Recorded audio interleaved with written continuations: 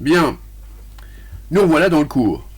Nous avons donc trouvé comment, dans l'exercice, trouver un vecteur directeur de notre bisectrice. On va donc l'écrire maintenant. Alors, hop, hop. Alors, pour obtenir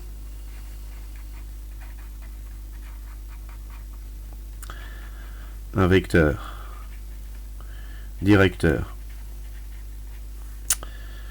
de la bisectrice, il suffit de faire la somme de deux vecteurs unitaires. Unitaire, ça veut dire de norme 1. Unité. Si vous préférez, vous pouvez mettre de norme 1 si vous voulez, vous rappellerez pas ce que ça voudra dire unitaire. Donc de faire la somme de deux vecteurs unitaires qui sont respectivement normaux, d'accord, aux deux demi-droites qui forment le secteur angulaire. Voilà. Alors attention, hein, attention au sens.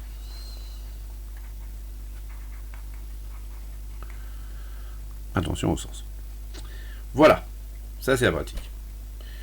Bon, alors dites-vous bien que peut-être un jour vous aurez à vous rappeler de ça, mais bien sûr c'est pas du coup des choses que l'on croise dans les livres d'aujourd'hui.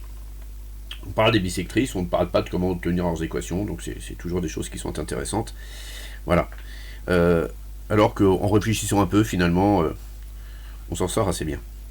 Alors maintenant, une deuxième chose, c'est à quoi ça nous sert, donc ces bisectrices. Alors hormis évidemment de séparer nos secteurs angulaires en deux secteurs de même mesure, les trois bisectrices, alors effectivement, vont s'intersecter en un point qui sera lui le centre du cercle inscrit.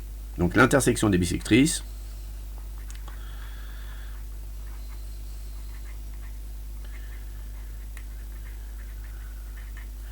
virgule centre du cercle inscrit. Alors il y a une petite propriété que je revoyais avec mes troisièmes dans une interro il n'y a pas très longtemps. Je fais ça en remarque parce que c'est toujours sympa de le donner. Donc j'ai un triangle rectangle, d'accord, voilà comme ça. Donc j'ai fait les trois bisectrices et j'ai trouvé donc mon centre du cercle inscrit. Et la question c'était quelle est la mesure de cet angle-là. Quelle est la mesure de cet angle-là? Eh bien, la mesure de cet angle-là, il est de 135 degrés. Tout le temps. Dès lors que l'on a un triangle rectangle, eh bien, le centre du cercle inscrit, que je vais noter O, eh bien, l'angle BOC mesure 135 degrés. Voilà. Si vous voulez vous amuser à le faire, why not? C'est d'une grande simplicité. Hein. Alors, si vous voulez, je peux vous le faire parce que ça vous évite de réfléchir, puisqu'on sait que les deux angles qui sont ici, ils sont complémentaires. Bah oui, puisque là on a un angle de 90. On est d'accord, ils sont complémentaires. Donc ici, alors, une astuce aussi, comme ça, pendant qu'on y est, lorsque vous avez à diviser un angle par 2, l'appelez pas x, parce que vous aurez des x sur 2, appelez-le 2x. Donc là, je suppose que j'ai un angle de 2x. Donc là, j'ai x et là, j'ai x. Est-ce que vous êtes d'accord? Donc ici, qu'est-ce que j'ai? Ben, j'ai 90 moins 2x. Ce qui fait qu'ici, j'ai 45 moins x, et ici, j'ai 45 moins x. Est-ce que vous êtes d'accord? Du coup, 45 moins x plus x, ça fait 45. Donc l'angle qui était là, c'est 180 moins 45, et 180 moins 45, c'est 135. C'est tout le temps vrai. Voilà, une petite propriété, voilà. C'est peut-être pas la peine de le savoir par cœur, mais voilà, maintenant vous l'avez déjà vu. On continue sur les bissectrices. Est-ce que j'ai fini de dire tout ce que j'avais à dire sur les bissectrices? Alors, quand vous voulez faire un certain inscrit, c'est très très difficile à faire un certain inscrit. Faites plutôt le cercle et mettez le triangle autour après, dans une figure. C'est beaucoup plus simple. Voilà, faites un cercle et inscrivez-le dans un triangle plutôt que d'inscrire le cercle dans le triangle. C'est le triangle qui s'inscrit autour du cercle. Techniquement, c'est plus simple à faire.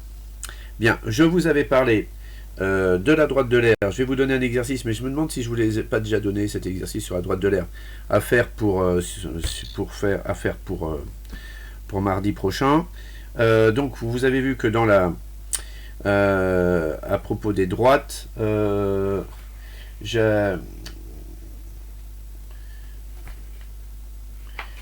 vous ai rappelé dans la correction de l'exercice que, effectivement, l'angle qui est formé par une droite et l'axe des abscisses, c'est la tangente. Évidemment, le coefficient directeur, c'est la tangente de l'angle. Donc ça, c'est quelque chose qu'il faut mémoriser aussi. Qu'est-ce que j'ai d'autre à dire sur ces histoires de droite? Donc la droite de l'air, on verra ça en exercice. Et bien je pense que déjà, pour aujourd'hui, on peut s'arrêter là. C'est une grosse séance, il y a pas mal de travail de relecture peut-être pour vous. Je vous souhaite un excellent week-end. Je vous dis donc à la semaine prochaine, je crois que c'est notre avant-dernière semaine de cours. J'ai encore quelques paragraphes à faire, mais je pense que l'on va s'en sortir. Je pense que vous m'en voudrez pas si je refais un chapitre, si j'oublie de faire un chapitre sur les probas et les statistiques, et si j'ai pas le temps. Ça ne sera pas nécessairement quelque chose que vous pourrez me reprocher. Bon week-end à toutes, prenez soin de vous, et bon courage.